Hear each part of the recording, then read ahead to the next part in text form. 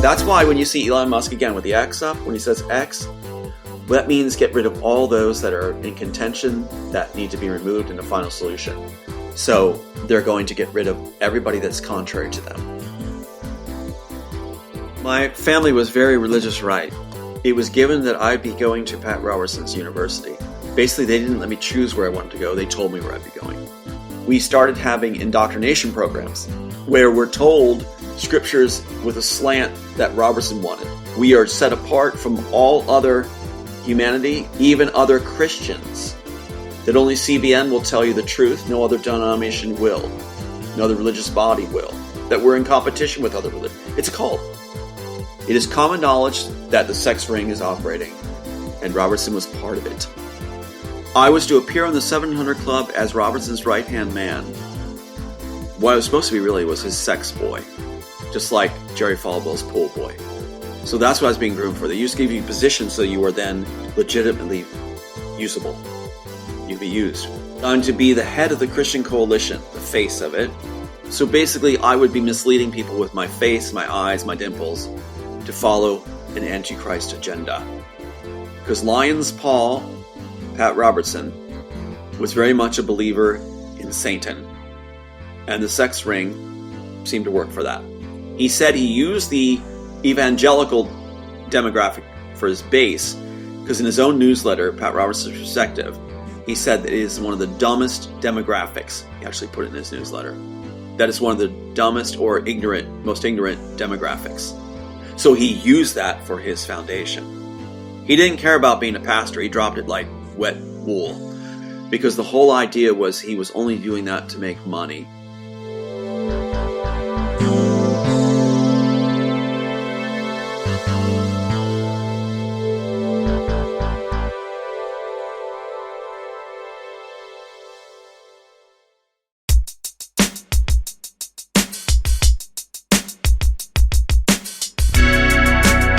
Welcome to the Days of Noah podcast, where we talk all things biblical, supernatural, and strange. Today, Luke and I conclude our bombshell, explosive conversation with the incomparable Tom Althouse, the original and rightful creator of The Matrix.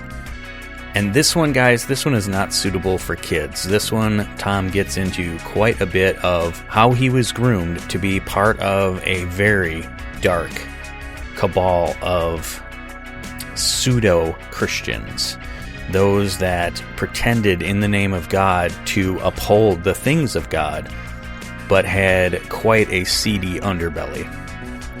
So yeah, use some discretion, guys, on listening to this one around any young ears, as Tom doesn't pull any punches about what he went through and the things that he was exposed to. So with that, let's finish our conversation with Tom.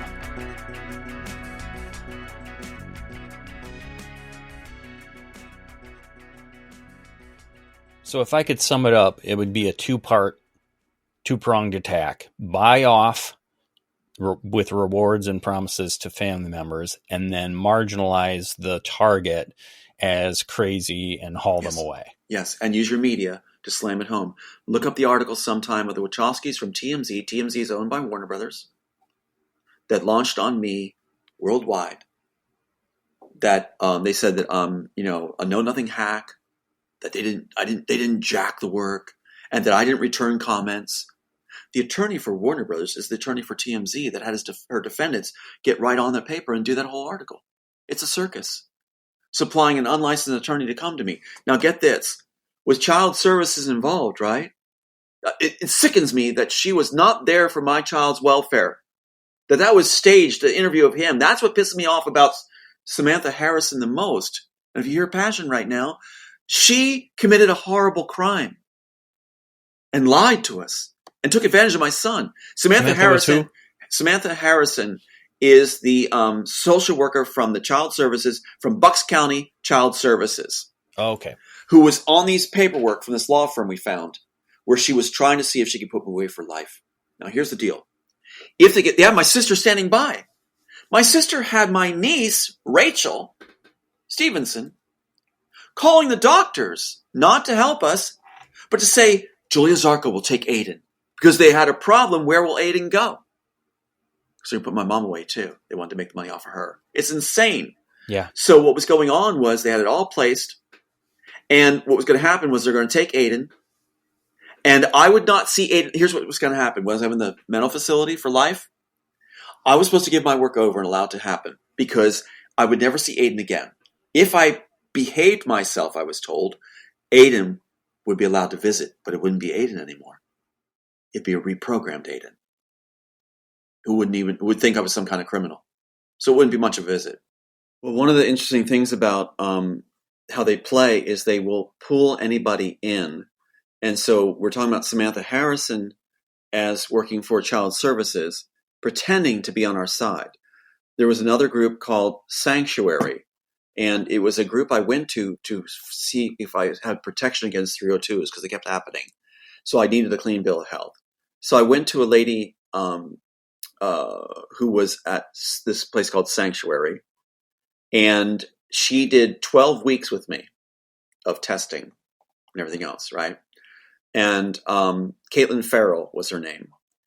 She seemed like such a sweetheart, and she went over all the evidence, and I brought it to her, and I made it clear what I was there for, to see if there could be some kind of validation that I shouldn't be hauled off on these false accusations. And it sounded like a smart move to make. And my mom was actually helping me with that. And so we already had another woman named Ann Gluck, who was very highly qualified, that did a diagnosis after two days of intensive testing, which included IQ and such like that, and ink blots and everything, the whole gamut. We did the whole thing. She came up with gifted genius, and she said that tremendous empathy. She said the only thing you had was I had rose-colored glasses on, where I wanted to believe that everybody was good at their core. Well, that's how I survived childhood. I wanted to believe that everybody was good at their core. So she was picking up on what I had decided as a young person. And so what's interesting is that was the only thing she could draw, which like PTSD, she thought was that vision of people as maintaining that everyone has good in them. So she was then approached by my sister and the congressman apparently, and she was afraid to make the report. This is Ann Gluck, the first one. That's how they work. And so she told me on the phone she was afraid to make the diagnosis because she said, quote, she didn't want happening to her family what happened to me. And I said, well, just do your job and just write what you saw. Just do it ethically. Just do it. And you're on the winning side anyway. We are going to get this done with a documentary and everything. You're on the winning side. So she wrote it all up. She did it. Same thing happens to Caitlin Farrell. When I'm with Caitlin Farrell, the 12 weeks sessions go.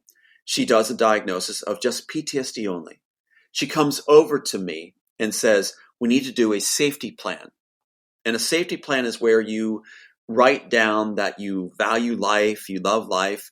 And I said how I love my son, my mom, things like this, that I would never harm anybody because of wanting to have compassion. It's a safety plan, right? Here's what happens. Congressman and my sister don't like that. So in Game of Thrones, remember the red-headed queen tears up the documents? It's unethical.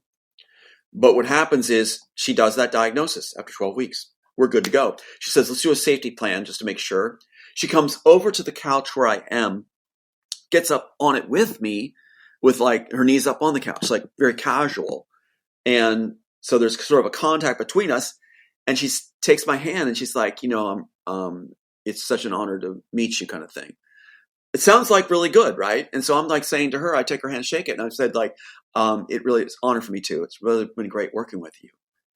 And so that's how we left it. That's the last time I saw her. What happened in the meantime was I was told, give the diagnosis to the congressman so maybe they'll stop doing what they're doing. Wrong move. As soon as my sister saw it, I'm told, she tore it up. Tore it up. You can't do that. Didn't suit their needs. But the address was on there from Sanctuary and Caitlin Farrell and her number, right? So they contacted Caitlin Farrell. They scare her.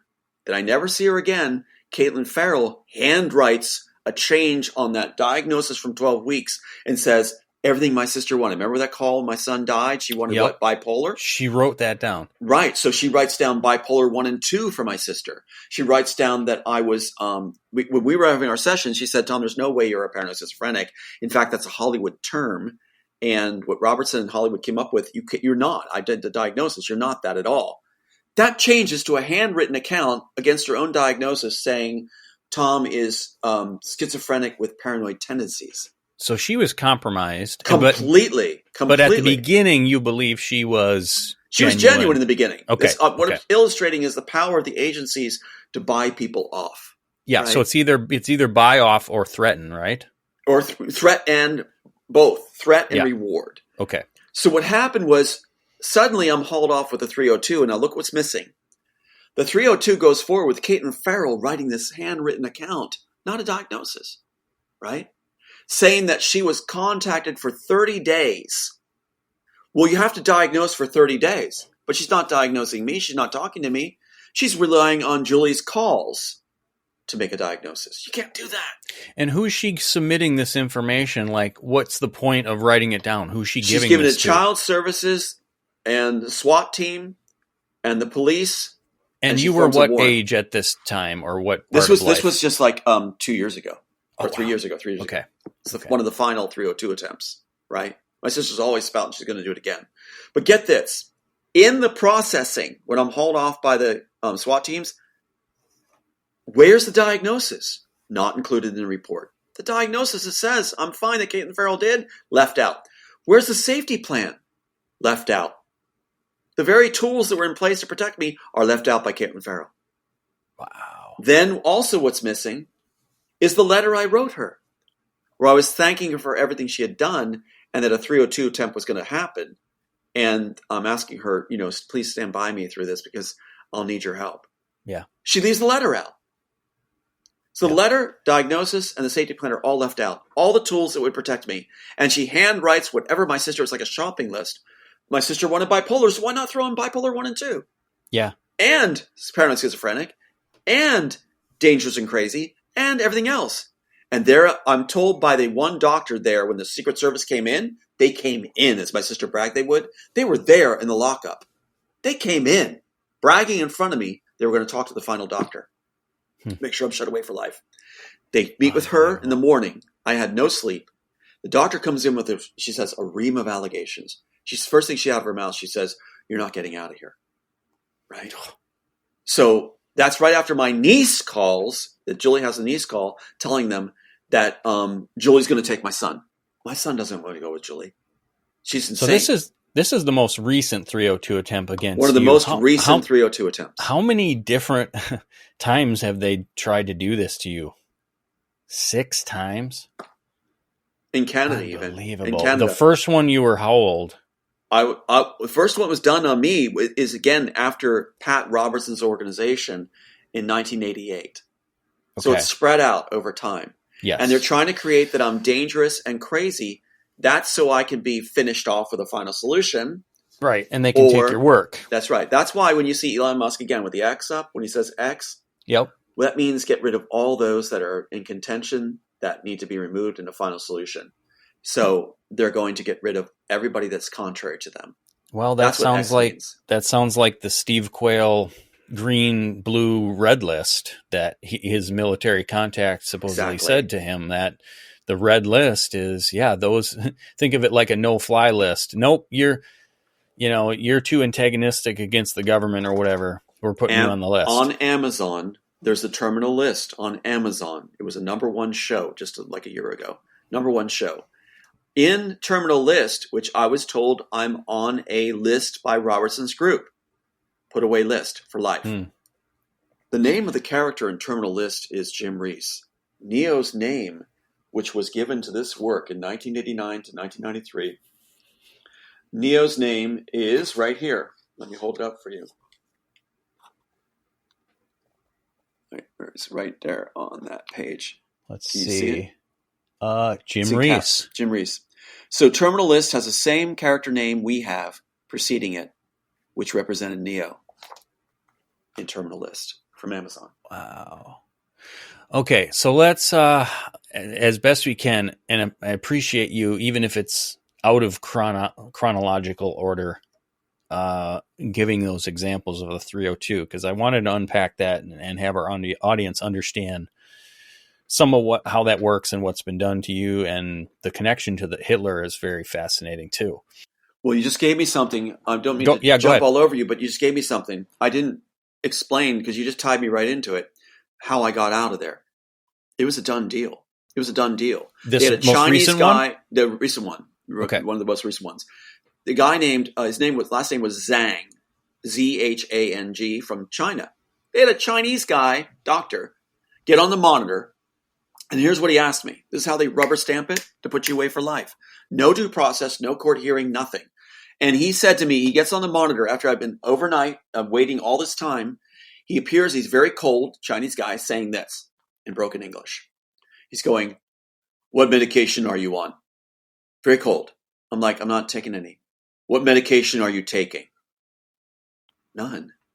"What medication are you currently taking?" See what's going on? It's an interrogation. I'm like, "I'm not on any medication at all." "Okay, just hold on." He gets off the monitor, never appears again, and says I should be put away for life. I'm not taking medication. It's trying to get you to say it, but if that doesn't work, they'll do it anyway. They'll say you should be put away for life. Yeah. Then they go to this lady, the doctor, the last one. They had the police officer as one witness, Caitlin Farrell, who's bought off, the police officer that was bought off, that's saying he's aggressive, already signed and delivered. It's like the trial of Tyrion Lannister in Game of Thrones, right? You got your three guys. And then so this final doctor comes in, like I said, and says, I have ARIMA allegations. And the first thing she says is, "You're not getting out of here. You're never getting out of here." For life, for what? What did I do? And then one of the accusations later I find is what? He thinks he wrote this. See the stamp on it? Yeah. See the PAU number? See, there's no copyright in the Matrix, so the Wachowskis should be put away because there's no copyright in the Matrix. Yeah. They're the ones that should be put away. They copyright The Immortals with Tom Hanks. So what happens is I said, "Can I have a moment to explain?" And she says, "You have 10 minutes. 10 minutes to save my life and my son's life." Mom's life. Think of it. How did you get out of there? Exhausted, no sleep. So I started showing her the evidence, and it was a real risk to do that. I'm showing her the phone. There was the phone. So I hold up the phone, where it is right now, with the birthday on the phone, Animatrix with a 7259 you've seen? Yeah. So that's being shown. Whatever documentation I had there, the inserts. And she goes like this. She goes, at a 10-minute mark, basically, she goes, "Okay, just hold on. Secret Service were in the next room. They were waiting for this to be completed. They were going to see it through." She comes back and says this to us, quote, "Okay, just go right now. Just get out of here right now. Just go." And she opens the door for you? She lets us go. She had the assistant. And who let you go? The doctor, the final doctor that the Secret Service had been talking to. She was 3 hours late for me because they were harassing her, and she came in with disheveled hair and everything. So they were grilling her. "This man has to be put away. It's important." And so what happens is this one orderly comes in to do it, where she goes off, with the paper, and didn't even do paperwork for us. He comes in, he goes, "I knew you guys didn't belong here. I knew you didn't belong here. I'm talking to you like I talked to them." And so then, go ahead. They were using them, but they weren't on board. So once she saw through it, she's like, "This is not right." They had the three locked in: Caitlin Farrell, police officer, and Dr. Chang. But it doesn't matter what I said, does it? Didn't matter what I was going to say. And then the Secret Service came in, Secret Service, two of them, bragging they were going to work in this last doctor, that I would never get out, letting it be earshot for me while they're talking to the receptionist. So I overhear it. They don't even have the courtesy to even talk to me. They're going to have me overhear it, right? Yeah. That's supposed to get you to rant. And you'll notice a talking point they always throw is that, Tom Althouse always gets into a rant. I don't think I get into a rant, but they're going to say whatever they want. Do you know their attorney for throwing the case? He actually put an email in the end when they're going for summary judgment. He had a courier banging on our door like 7 a.m. in the morning, banging on our door that worked for them, handing us a courier envelope. In it was this testimony in an email to the attorney's own head at the firm who shares an office with him. Why is he writing an email to the guy he shares an office with? In the email, it says, in a detailed storyline, it says that I came up to him and threatened his life. So this whole thing was, and its quote was this: Tom Althouse came up to me, and he whispered in my ear, "I'm going to kill you, ... really bad." So the quote is, "I'm going to kill you, ... really bad, ... What goes between "I'm going to kill you really bad"? I'm going to kill you and shop for Christmas for my kids really bad. It doesn't. Nothing fits in there. Nothing fits in. So weird. But he entered it as evidence because they didn't have evidence. Yeah. Right. Same thing with the Wachowskis. What did the Wachowskis enter for evidence? Well, the only thing they entered, they have no working drafts, right? Nothing at all. So the only thing the Wachowskis entered in the summary judgment, it says here for summary judgment, was a statement about those inserts in the first graphic. Remember where it has my high school, my birthday, my fiance's birthday, and everything like that, right? So the only thing they're putting in there is, I understand that Mr. Althouse claims he's a co-author of the Matrix trilogy. He has nothing to do with the writing, direction, and production of the Matrix trilogy. Yeah, right. He says that that all the entries in there are by their production manager and their art director, Michelle McGahee. And what's interesting is they're on the entries with them. They're with my entries. So Michelle McGahee, the art director, is listed as Neo's mom, and Patterson, the production manager, is listed as the other school, Patterson High. So they're blaming those guys. So again, they're making stuff up. When they said in their divorce case under testimony, they said that every cell that went into it was by them only. So what I'm saying is they create anything they want anytime they want. Yeah. To throw people off. Okay, so let's head back to some of the early years, if we could. So you talked about your childhood and your parents and all of that. Right. Was it the teenage years that the Pat Robertson connection began? Like how did that whole thing come about? My family was very religious, right? So it was given that I'd be going to Pat Robertson's university. Basically, they didn't let me choose where I wanted to go. They told me where I'd be going. My brother You were told had to this say that. in high school? My brother told my dad that I am not Ivy League material, even though I was, and that I'd be going to Millersville University, which I didn't want to go. Okay. So, and then I was going to go to Pat Robertson's organization. There wouldn't really be a choice about it. I didn't even have a choice on who I was going to marry. So, basically, it was a friend of my brother's wife who I was set up to marry, and it was just a horrid person, absolute horrid person, who's part of the Robertson group. And this was Regent University? Regent University. They changed it to Regent University during my situation. So originally it was CBN University. Oh, yes. And then they changed it. Yeah. Changed it in the 80s? Yeah, they were going to call it God University, but then they decided to call it Regent University to rule in place of God. Okay. Yeah. All right. Yeah. So maybe give us the background of how you got recruited there. And because I know you've talked about that at length on other shows. There was a Pat Robertson dinner that we were told to attend. And, this is prior to you attending the university? Okay. Prior, out of college. And I met Pat Robertson personally. And he said some kind of statement about, these are the kind of youth that are going to make a difference in our world and will be coming to our school. I got a call from his president of the university, which seemed very unusual to me. Direct line to me. Bob Schlosser was his name, crony of Robertson, saying, "When will you come here? When will you come here? You're supposed to be here." So I was used to this kind of thing where you're told where you're going and you don't question the cabal, basically. You go where you're told. You don't have a choice. You're a slave. You're an inmate. And that's what my life was like. Who you marry, where you go. So I did. I went to CBN University.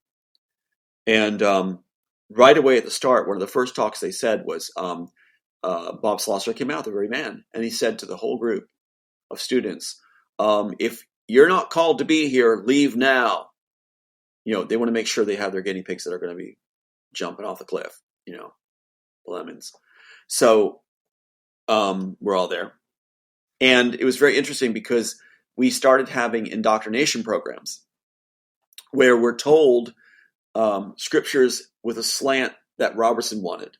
Laws of reciprocity, that we are knitted together in the womb, that God chose us to be there when we were knitted in the womb, quote, and that we are set apart from all other humanity, even other Christians, that only CBN will tell you the truth, no other denomination will, no other religious body will, that we're in competition with other religions. It's a cult. Wow. Armed security force that is not licensed to carry weapons, just like my sister was unlicensed. You've got a situation where women are considered less. They use a scripture where a woman is submissive to her husband. They have a situation in the handbook where you're not allowed to call outside services, even ambulance or police. You only call security, CBN security. You don't call outside for any emergency, even a suicide. You call CBN security. It's in caps in the handbook. It's a cult.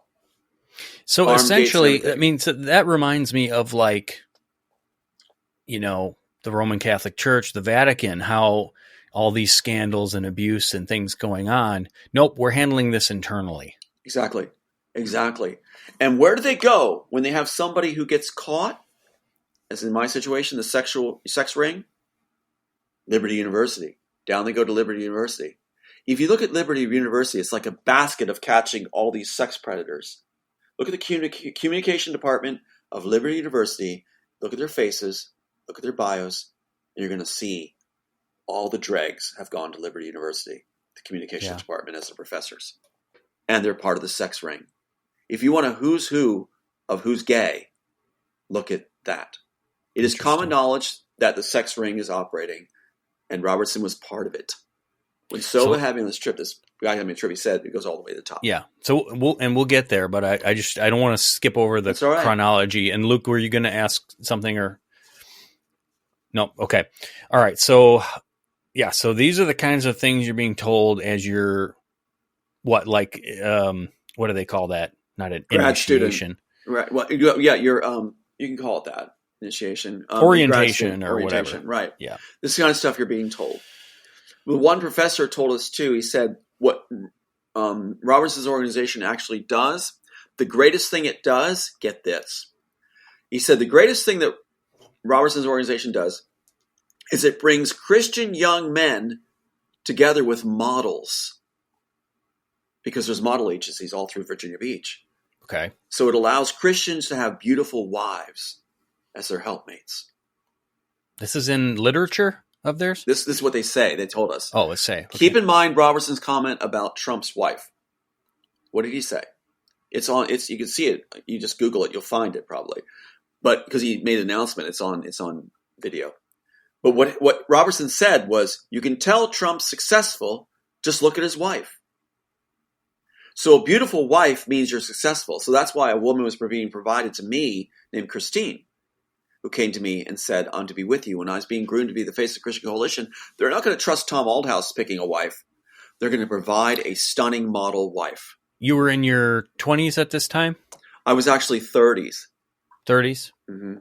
I was 29 going on 30. So hitting 30s. And you had already been through college, or you were just I graduated from college. I was going to grad school. Okay. Yeah. So what position were they?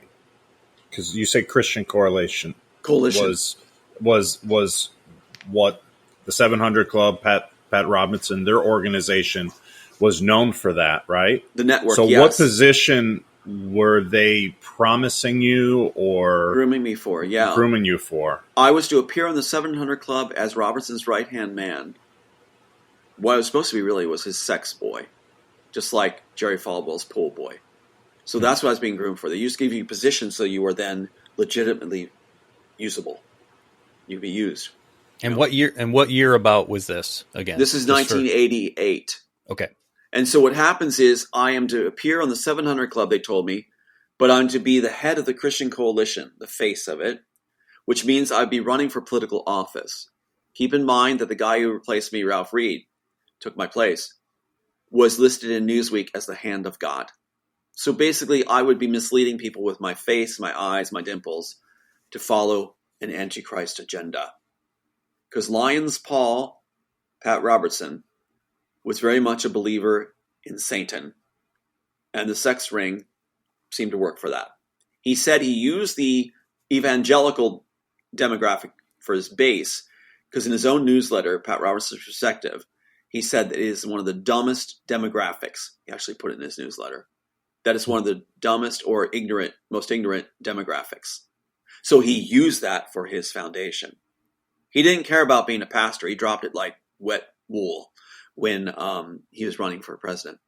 He shed it, gladly he shed it, because the whole idea was he was only doing that to make money.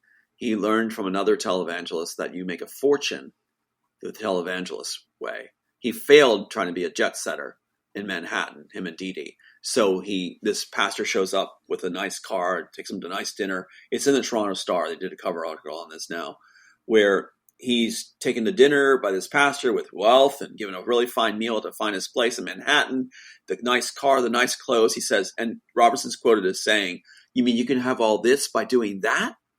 That's when he suddenly got the calling to be a televangelist, because he can get all that. That's what it was about. Nothing about God. So what was the grooming that took place, or what was the things promised to you, or all of that? Part of the grooming is you're provided your future wife. You're told you'll be given a home. You're asked a series of questions to make sure you're going to toe the line properly. One of the questions I was asked by the network people, I was also given use of a motorhome. I was given network positions and told that I'd be used heavily on films and things. One of the questions they asked me was, they said the Better Business Bureau has been seeking our financial records. What do you think we should tell them? And I answered, if we've got nothing to hide, just give them. Yeah. That was the wrong answer. The proper answer would have been, we don't answer to them, any worldly body. We only answer to God. So they don't get anything from us. See, that's the same with the Vatican, right? They're their own institution, their own intelligence agency. I heard it somewhere years ago that, like, yeah, you think the FBI or CIA are intelligence? No, the Vatican has them beat by a mile. But in hunting Hitler, the CIA operatives actually say that the Vatican was the only surviving unscathed state following World War II. That it was the one sovereign state still existing. So they refer to it that way. Yeah, it seems like the same playbook here, but go ahead and continue. Well, that's what was going on. Was then we learned that Disney was deeply connected. And I started hearing the stories about Disney, that these sex offenses with a sex ring were going on with Michael Eisner's blessing on the grounds of Disney. The safest place for pedophiles and sexual deviants was Disney World.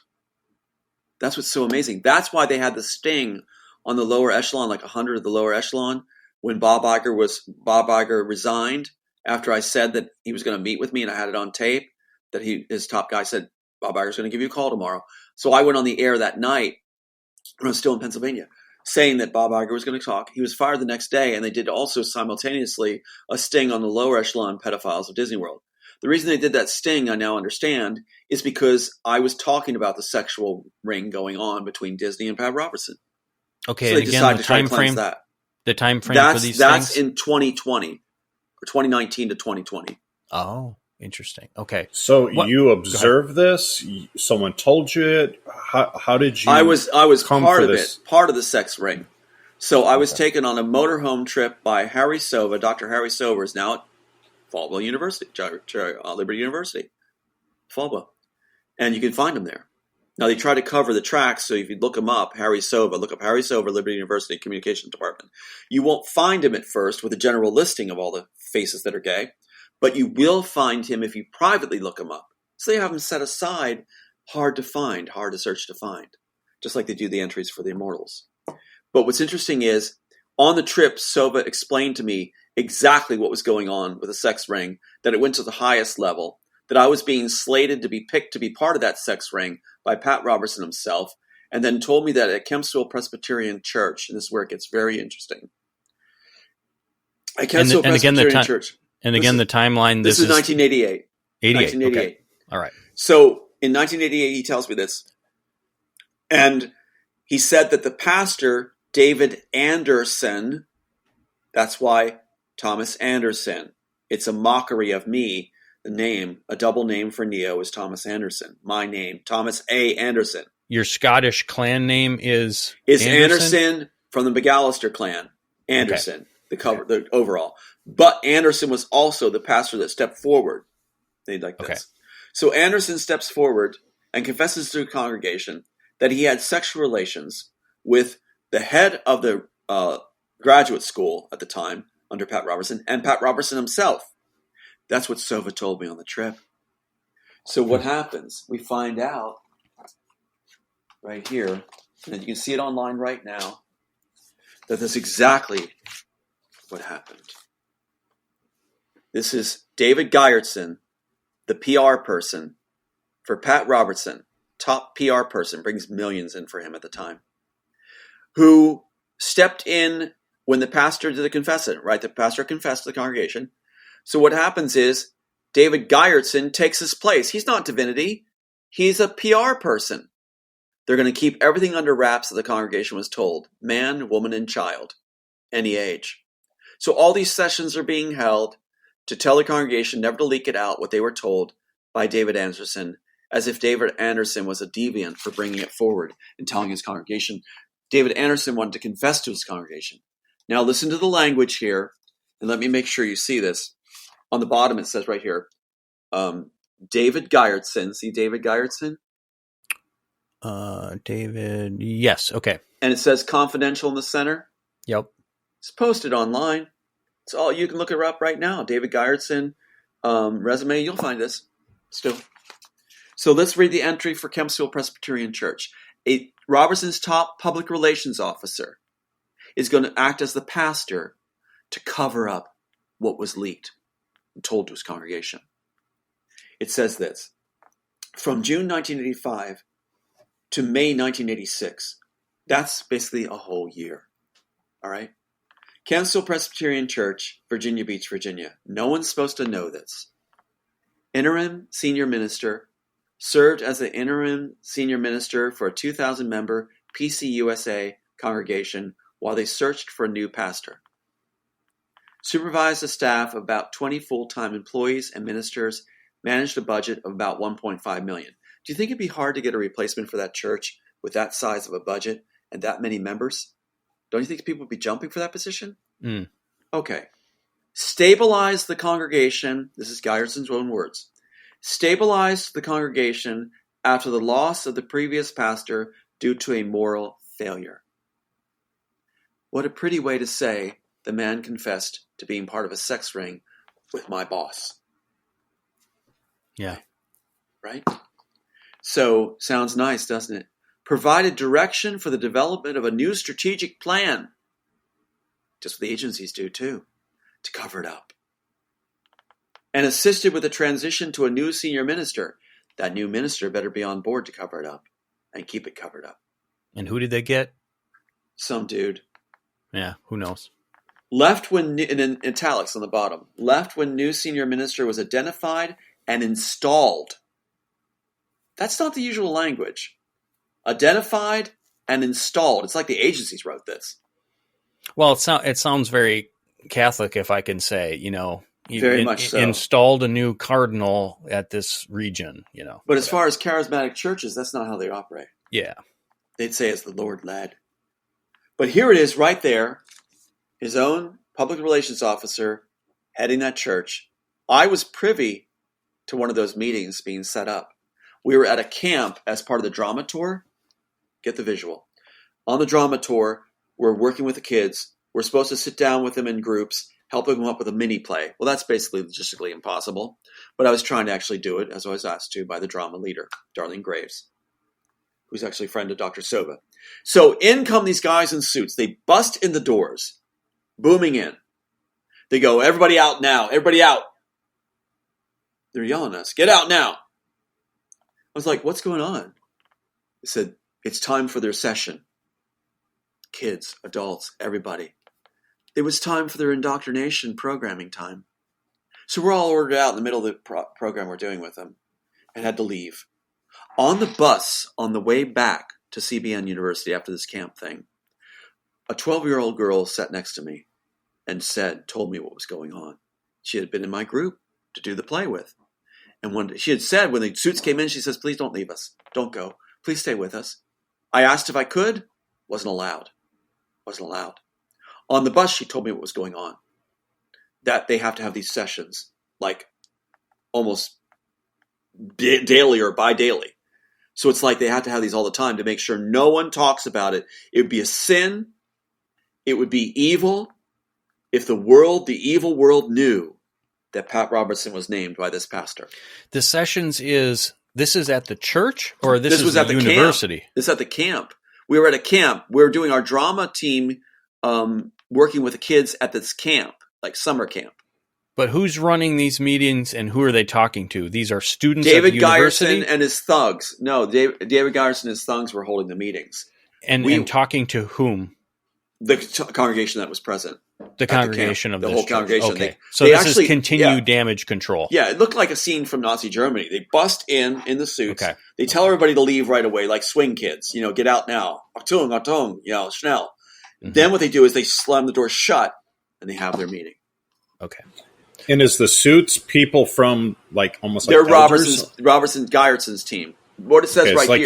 It's like you were saying earlier, no outside agencies, everything's handled internally. Everything. Listen to what it says here, because it's a good question. What you had there was about 20 people. Listen to what it says. Supervised a staff of about 20 full-time employees and ministers. Provided direction for the development of a new strategic plan, assisted with... That's who's doing it. That's who the suits are. He had a team of 20 people to help those people stay in line, including kids. And this was, again, 88? 1988. 88. Is when I'm told about it and going on. When the pastor stepped forward was 1985. David Anderson. He went to North Carolina. So this trip that you were brought on and told these, why don't you get into the 1988. I was told by Dr. Harry Sova, that we'd be taking a trip and it would benefit me. It's after he gave me the keys, copies of his keys to the RV. He said I'd be his grad assistant. I was called in and out of the blue to have this meeting. He said that how would I feel taking a position under him, and had his former grad assistant Stephen, who was gay, getting the stuff.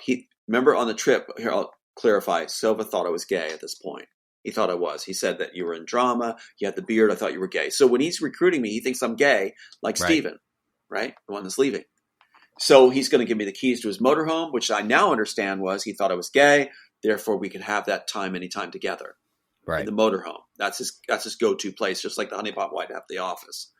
So what you have is he's telling me you're going to have duties with me where you'll be working closely with me. You'll help me work on my manuscript, my magnus opus, which is being done at the Library of Congress. So he has this predatory area he's going to go to.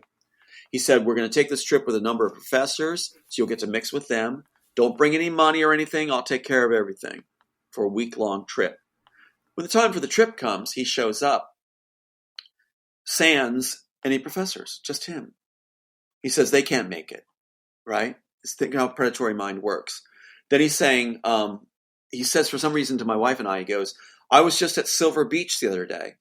Silver Beach is the only beach in Maryland that allows nudity. So he's giving signs and signals, right? What a predator does is he tests to see if you're on board, if you're going to be compliant with items that seem like they just are just conversation. Right. He's actually testing you, right? I understand that now. So apparently I checked out on the test. So off we go in the motorhome. Lets me drive. We go up, big motorhome. Go to Cherry Hill campsite in Washington, D.C. We get there, and he says he just wants to play, that he doesn't want to do any work. So what about your manuscript that's supposed to be done at the Library of Congress, where he's doing shorts, little briefs on every communication journal that exists? Good luck with that. He finds out a little bit later that it's already done electronically. It's already been done by the Library of Congress. He throws a fit. He says that we're just going to play. First activity he does is he says, let's hook up the outtake. On the RVs, apparently they have like a waste hose that goes in the ground. I didn't know. And what happened was he had me hook it up. What he did tell me was he had released the valve. Oh. He has me go to hook that up, and his excrement pours all over my hands. Unreal. I look up. I said, I gotta go wash my hands. He says, no, finish the job. I look up at him, and he's all red and glassy-eyed, looking at me with his excrement on my hands. Apparently there's something with the homosexual community. There's a certain person type that likes to see you dirtied with their own excrement. Wow. I didn't know that. Wish I didn't have to know that. So I have to finish hooking the pipe with his, whatever you call it, over my hands. We go inside. I wash my hands. He makes a communal bowl of popcorn. So we'll have tactile. Eating the popcorn, he launches in right away. He doesn't miss a beat. He starts going on about his life on a Wisconsin farm. I'll try to make it a little more brief. Mm-hmm. He talks about how he was lonely as a child. He had no one to play with but the animals, is a quote. And that when he was in Boy Scouts, he was in a situation in Boy Scouts where the most popular kids at school were in a tent with him, and that he was molested by them. I remember saying clearly, I said, that must have been horrible. And his response was this: no, it wasn't that bad. You understand, I was very lonely. And these were the popular kids. It's like, at that point, I'm like, oh my God, something's really wrong. And then he goes, and this is what happens to a person that goes through this kind of thing. You never forget it. You remember the details to the T. I remember what he looks like. I can see him right now. And he's going on about how anybody who's connected to a professor, as I am with him, is going to make it, that Robertson's organization is going to fall due to a certain activity going on. Didn't say sex ring at that first point. And that it's going to come down. Only those attached to professors would make it and their families. He started talking about his wife and him being part of a commune, and that the professors at CBN get in the hot tub naked together, things like this. He told me that the Catholic priest, former Catholic priest, BOMBSHELL, who did News Site and had taken me under his wing, was actually interested in me. That BOMBSHELL was going to be very angry with me because I was now Sova's boy. Right? So that the parties and the pool parties were not what they seemed to be. They were actually a way to get men to bed. At this point, I'm like, what the hell is going on? So he just announced that the ship is going down, Robertson's ship. He said it was going down. And here's this lifeboat? This is the life raft. Okay. Exactly the tactic. So we're eating the popcorn. I stopped eating at that point.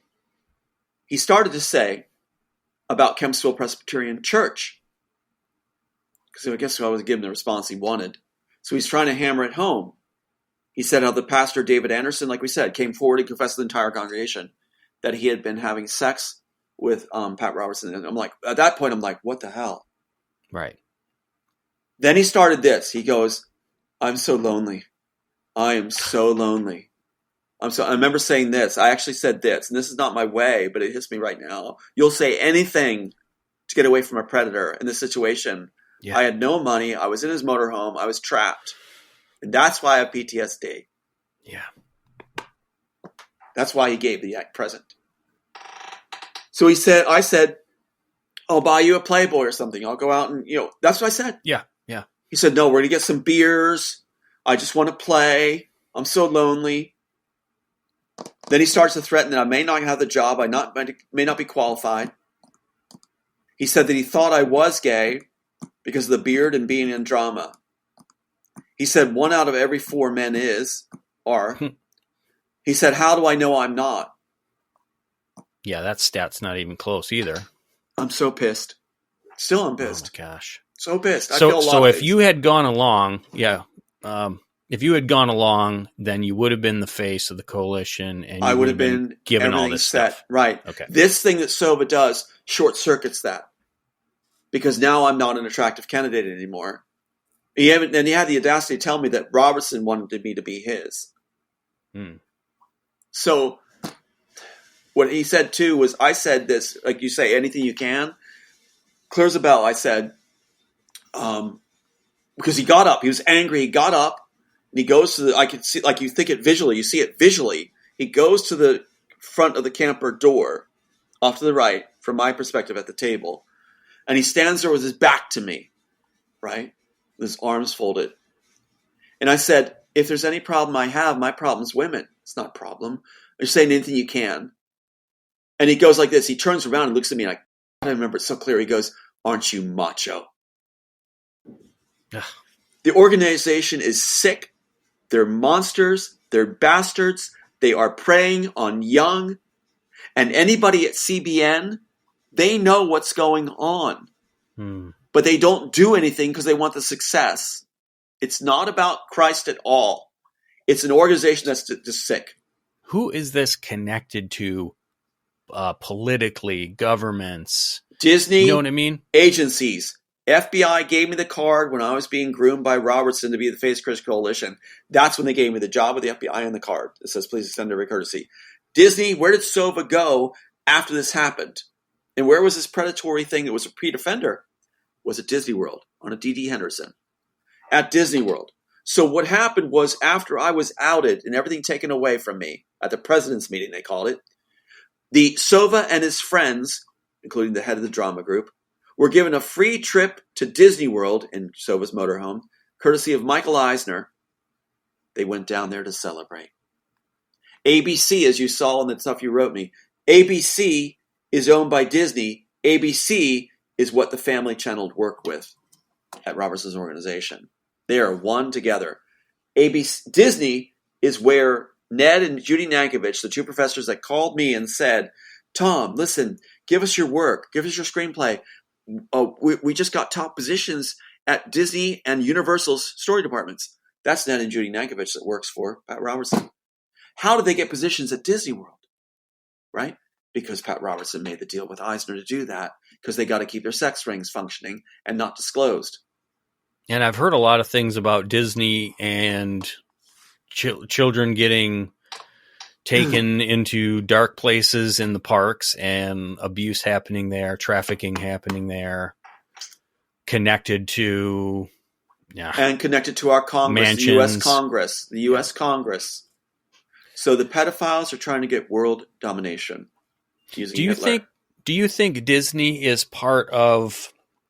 So I've heard that, they control politicians by capturing in video and photography compromising situations that would ruin someone's life. And now they've got them bought so they can have them vote how they want and go along to get along.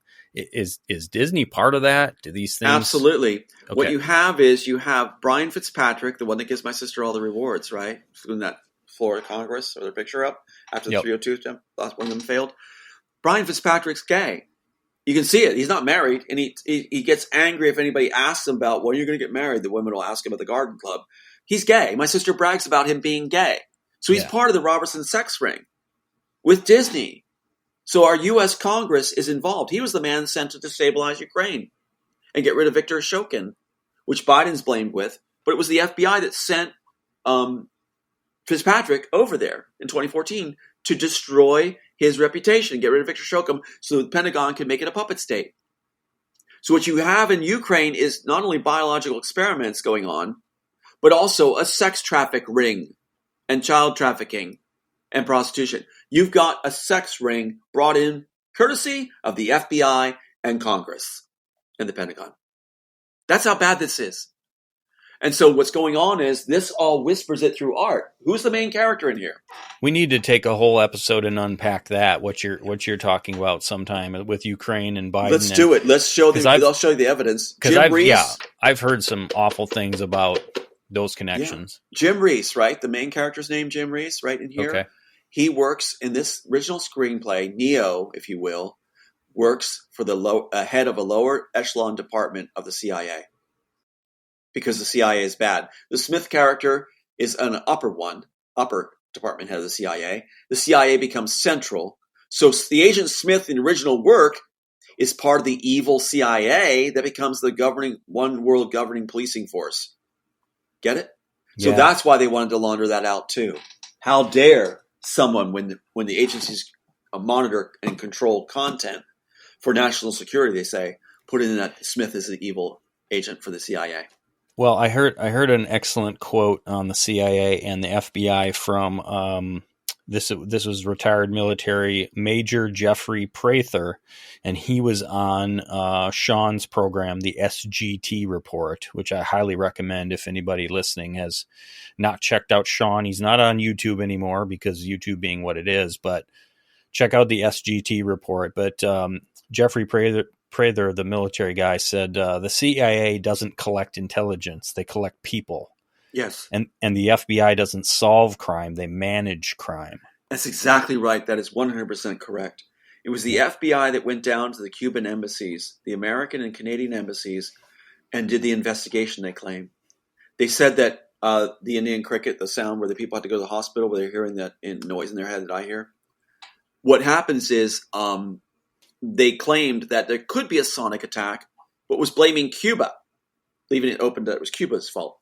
It was the FBI that did this to the U.S. Embassy and the Canadian Embassy for plausible deniability. They're the ones that tested their weapon on those people, the sonic sounds. Oh. And I know that. I've been told that. So that's what's going on is whenever the FBI does an investigation, it's a cover-up of their involvement, including the Twin Towers. What did Lauren Holmberg, the CIA operative, one of the ones that recruited me for the Masons on Maui, what did he tell me when he sat me down and said, we're fans of your work, we're fascinated by your story, and just don't try to make a difference. You're one of the elite now. He told me that the Twin Towers were brought down by the CIA and that he couldn't believe the public believed it was the pancake theory. They couldn't believe that they believed that, fell for that. Yeah. The CIA is telling me that while they're recruiting me. So I'm a harbor of all kinds of information. As they groom you, they share information with you to try to win your trust so you'll say yes to the offer of the chair. That's what goes on. So now I have all this information, and they're trying to tell me that the public is so dumb, they're not going to catch on. So they say, come home. We let your last son live. Come home and do writing for us and be a script doctor ripping off other people's work. Because the public's never going to get it, and they're going to be eliminated anyway with the X, the final solution. Yeah. I think we should make a note here, mentally or otherwise, to pick up with the CIA recruitment that you went through. You said that they were trying to, what did you say, getting into Freemasonry? Yes, they recruited me for that first, and then Lauren Holmberg and Paul, these other, there's 12 families that are CIA families. Let's save that for maybe next time. I would love to hear more about that. But if we can kind of wrap up the last few minutes here, just further fleshing out my question of how the CBN, Robertson, all that connectedness. So you mentioned Disney quite a bit and these, alphabet organizations. But you also mentioned Liberty, which I actually went to school there online, distance learning many years ago. I didn't complete it, but I was there, and for a while. But yeah, why don't you maybe just wrap up with a bit about that connection? What's interesting is Pat Robertson is one of the elite and one of the top players, or was one of the top players, because his dad was a senator. So his dad was a U.S. senator. So what you have is this evil circle where it's basically they're all interconnected. There's an understanding, and whenever you're groomed, you're made privy to the inside information, as I was, and you're told, the quote, you're one of the elite now. So you have a cabal that's an interconnected of religious right, Italian mafia, Jewish mafia, Hollywood, Vatican, Red Cross, the agencies, the Pentagon, the Bank of England. This was explained to me by the caller, who's the one that says I'm to refer to him in Latin as friend. That's going to be his name, the Latin word for friend. That's what and you just defined the cabal right there, all of that interconnectedness. It's the same reasons, Luke, when we were talking about Fiona Barnett's story. Remember that, Luke? Her Candy Girl documentary. She was trafficked and satanic ritual abused in Australia. And right there, observing the atrocities is Nicole Kidman, Anthony Kidman, all this stuff. But it was the politicians, the police, the clergy, right there along part of it. Yes, absolutely right. Even remember the doctor, Luke, covering up for the deaths of these children, like on the beach, writing false reports. Right. The hospitals are employed. Yeah. Yeah, it's the same playbook that was thrown against you to throw your case and everything. But yeah, why don't you wrap up a bit on Liberty and any other interconnectedness in the last few minutes here? Well, the homosexual ring is alive and well at Liberty University. What's interesting is, look at the cover story that Jerry Falwell said. First of all, 2 points. When he was revealed and caught, one of the things he said was, I'm one of the good ones because you caught me. It's these other guys that aren't caught that are worse. The ones that aren't caught pretending to be good. Warner Bros. Agenda, along with Jerry Falwell and all the cabal, is that all of us are evil, they say. Everyone's dark, everyone's evil. And if you're caught in the evil and doing wrong, it's just because you're one of the nicer ones. So Jerry Falwell getting caught in evil, he claims that makes him one of the good guys, actually, of the world. It's a twisted way of thinking. Also, he said that the pool boy guy, who was well rewarded, as I was being offered, was only having sex with his wife, and he would watch. No, that is not the way the mentality works. There's no man in the religious right that's going to sit back and watch his wife have sex with another man. Right. Remember that orientation I was telling you about, where the men are the head and the women are subservient? Okay. There's no way that they're going to let their toys or their trophies be played with by another man. What they're going to do is they're going to engage in sex with another man and have their wife involved, because that gives them a real feeling of power. So Jerry Falwell, when he covers, he's going to say, I only was creeping. I was only watching. I was not. No, he's not. No. Jerry Falwell having sex with a pool boy, just like Robertson was selecting me to have sex, just like Bob Scheel, former Catholic priest, how cliche can you get, was going to have sex with me, and Sova telling me that he was going to be very angry because now his Sova's boy going to be taken by Robertson, who can, So what you have is Jerry Falwell had sex with a pool boy, and now he's trying to cover it up and has his wife being submissive, trying to play along with that dialogue. Cover for him. And this is Jerry Sr.? Jerry Jr. Oh, Jerry Jr. So what you have, okay. but it's rampant among all of them, because what it is this. What's the next thrill? What's the next stimulation? This is how their mind works. We can get away with anything. We're set aside, like I said, knitted in the womb, they claim, set aside by God, and they actually say that Christ's grace is increased by them sinning, that Christ weeps for them every time they sin because they're the elect. Which Paul the Apostle directly addresses in one of his letters. Luke, I'm sure you're familiar with that, where should we sin all the more? God forbid. That's exactly what they take, and that's exactly what they do, and that's what they claim. They actually have the audacity, yeah. And if I could make this point too, everyone's heard the absolute power corrupts absolutely statement. But when you look at power structures and even authority, and I'm speaking especially of church leadership, there's a lot of trust involved there, and then there's a lot of things that puff up and make one prideful and yes. I'm running the show and the flock follows me. And if for our listeners who have kind of stuck with us from the beginning, you've heard a little bits and pieces of how I'm exploring, and we have been meeting as a family with a few others doing church. Hopefully, we're trying to closer to what the early church did. You didn't have a human hierarchy. It was Christ at the head. Right. And I see this, Tom, when I see stories like this, I put those pieces together now in a new way, because I go, these things would not happen if we continued to meet in a decentralized way. Right. There is not a human leader who has this influence, who has this authority, who can get away with this kind of stuff. It just wouldn't happen. That's exactly what I'm asking people to do, is when it comes to your churches locally, to lay the line down where you will not attend where there's an arrogant minister. His job is to minister, not to be a personality cult, not to be put on a pedestal. I said, I will not attend a church where there's arrogance. I will not attend. It has to be a humble person. I'll go to a church where there's a humble pastor.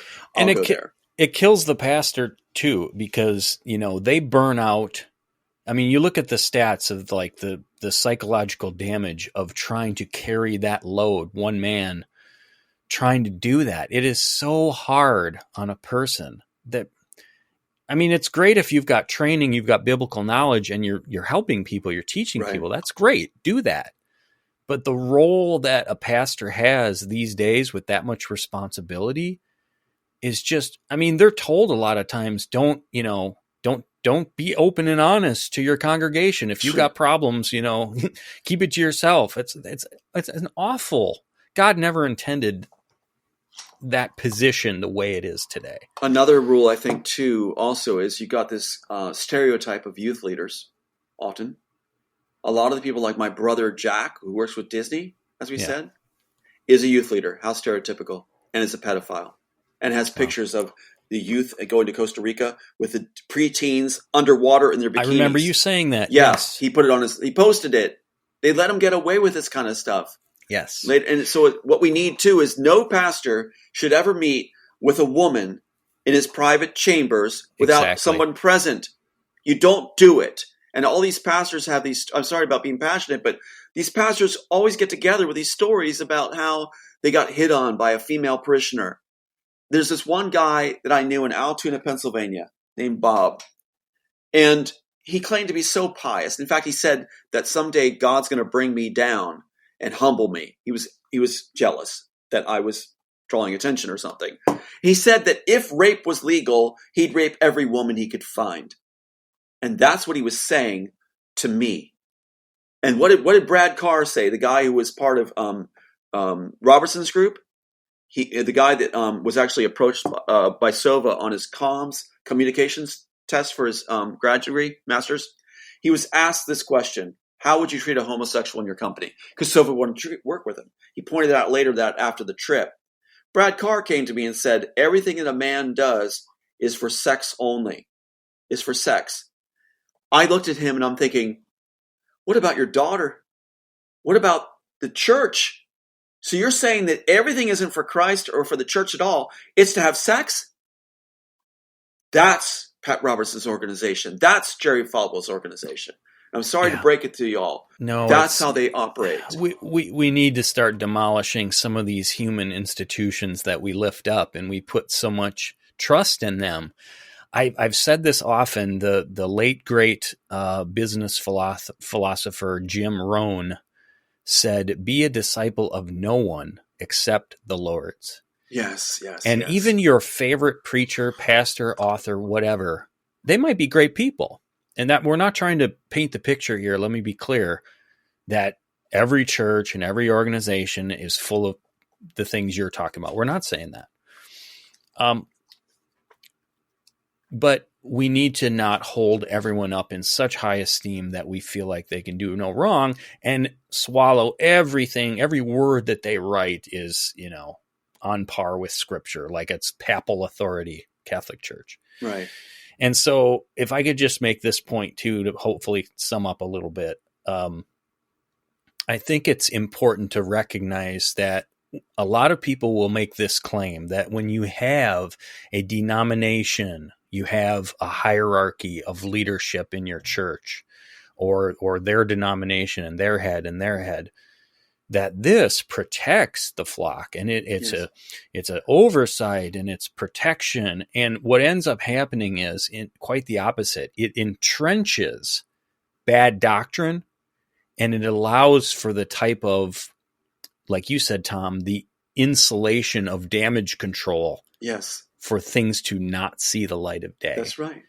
I had this conversation with someone recently, and I was describing this because, a lot of these ideas that I've learned come from Frank Viola's book, Pagan Christianity, and Neil Cole on Organic Church.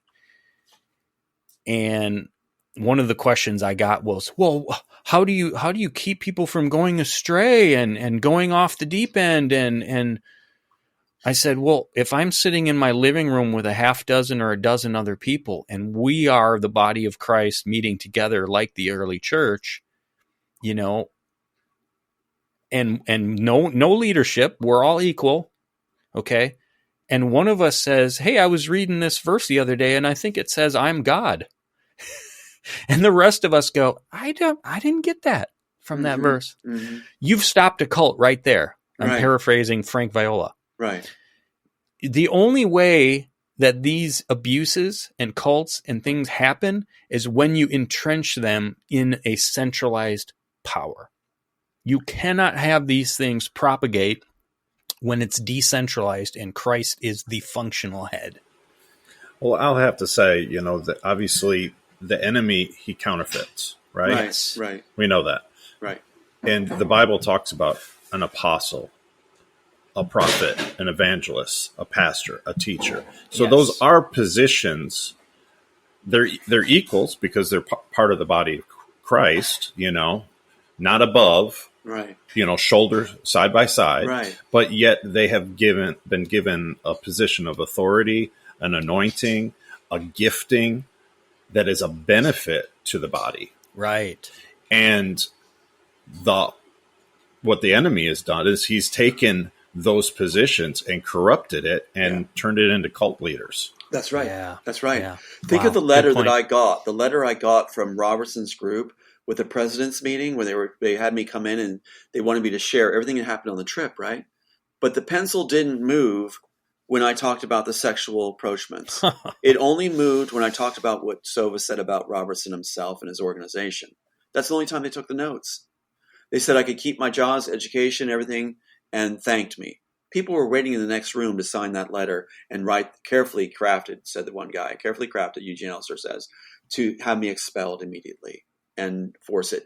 And in that, they said that you have to understand, Tom, that we are God's authority for you on earth. No, they're not. If they cover things up and try to act like, they're going to, like, it's almost like this symbol that kids are learning in the church. Shh, don't talk. Don't say it. Don't say what we're doing wrong. It's like the Victorian period extended itself, where it was assumed that young men could have affairs if you're a part of the hierarchy of society, as long as you didn't disclose it. So we'd be a model for the lower classes in the Victorian period, but they weren't to know our ongoings, what we did. It's false. It's false. You go to Robertson's doctrine again about, we're knitted from the womb. We're set apart. We're different. Different rules apply to us because we're chosen by God, and that it's no other denomination is chosen, only Robertson's group. It's the same as King James, the divine right of kings that he believed in. All right, yeah. Any other final thoughts, Luke? I just had one quick thing. So, Tom, you in the last time we met, unpacked a lot dealing with your manuscript and that time period. So these episodes here, this conversation, you're tying in some of the earlier periods, right? From college, your youth, and things. So I'm assuming that relationship with CBN, their ties to Disney, was all right before the theft of your manuscript. Right before. Because it's born out of it. That's the impetus to write it. Right, because you wrote it in the early 90s, right? That's right. The agents, like 89 to 93. Luke. Yes. So they learned that you had this during those relationships, during college, during the CBN years, the Disney connection and all that. That's when the theft took place. Well, they were planning the theft. They knew I had a creative body of work from a young age, because that's what Elon Musk is claiming now, who's supposed to replace me, is claiming by put in position by Warner Brothers and Disney. He's claiming that at 5 years old, he couldn't stop the flow of thoughts. They just wouldn't stop. But he's got no body of work. He has no body of work. I have shelves full of all kinds of ideas, creative things, thoughts, music, you name it. That's when you can't turn it off. You have to put it down. He doesn't have it. He's just claiming it. But this work actually comes out of, it's like Shakespeare with love. You will see that Agent Smith comes from Pat Roberts' security force. And then I tag it to the FBI and the CIA. But the original images of the glasses and the guy with the earpiece and everything else is from Robertson's security force doing that whole thing, looking like that, standing there staring at me and things. So I'm drawing from what I know. Interrogation scene is the first scene I wrote because it has those guys involved so heavily in my situation. So it's the first scene they shot. So it's a great question. That's excellent, Luke. Yeah, just to tie, because that's what I'm trying to get, Tom, hopefully tease out of you in these interviews is unpacking your story for the audience to understand the chronology of all this. Because that's great. Again, when I'm listening to some of your other interviews, sometimes it's hard for me to pinpoint follow. the Yeah. line. So I'm trying. I see Yeah. you. So the excellent question, Luke. Just to That tie makes that so much together. sense. And I'm going to say to Luke too, both of you, is that it makes sense because remember, as a child, as I was saying, I had to offload creativity. I had to offload thoughts. And so when I went through what Robertson put me through in his group and his cronies, I had to offload that. So I had to put it into art and whisper through art. So you're exactly right. I'm offloading it at that time because it's being pressed on me at that time. So I turn it into art and whisper through art. And that's why I thought I'd be only seeing that in the future. It'd be done for future art generations, not in ours. But it was Robertson's group that made sure covertly that I would pitch it to Bonaventura directly. And so it became in our time. So in original intention, Matrix would never have happened during our time. Right. It would have been whispered through art for a future time. Well, thanks so much, Tom, for your time, and glad that we could put this next chapter, I guess, of unpacking your story into the airwaves soon when this episode does post. So when we come back together, and we'll get something on the calendar for that, let's pick up with, I think we mentioned about... the CIA recruitment and Freemasonry. I have a suggestion for you too. There are some other things that you were talking about, know, with Ukraine, Maui, that too. Some of the other recruitment. Yes, with the funds, actually, Warner Brothers. That's more current event type stuff. Let's do that. Let's do that. At some point too, I want to show you, like we just touched upon it, is where these iconic scenes come from real life. Right. Wachowskis can't tell you that. I can. And so we can look at where these things evolved from a mind downloading it. Absolutely. It, so we can see how it ties in. But so let's throw a few teasers out to the listeners. So we're going to unpack the Freemasonry and CIA connections. Good. We're going to unpack the current events that you guys touched on. We're going to unpack the Matrix scenes and the imagery involved and what they meant. We're going to get into your court case and how they threw that, made it look like they were helping you when they didn't. So we've got a stack of things to go through, but we're gonna charge through, Tom. One of the things to add to that list, I want to go with the court case thing is the whole thing. The battle right now, full on, is they're sending shills our way, and it's a battle over can we make the film originally as it's written. Yes, we can. They'll put an injunction on you. That whole battle, that just means we win. The other part of it is statute of limitations. Kate Chilton, the last thing she did was try to establish that there's a 3-year statute of limitation. That's it. Done deal. Not going to make it. There's no statute of limitations on me, legally. I want to discuss that. So there's a huge role going on right now about if that's possible. Their attorneys face jail if there's no statute of limitations. I'll show you how there's no statute of limitations. Right. Okay. Absolutely. Make them scared. Wow. This was great. Thank you. All right. Thanks, guys. For your time. Thank you. Yeah, thanks, both. Tom. All right. God bless you this weekend, and we'll be in touch.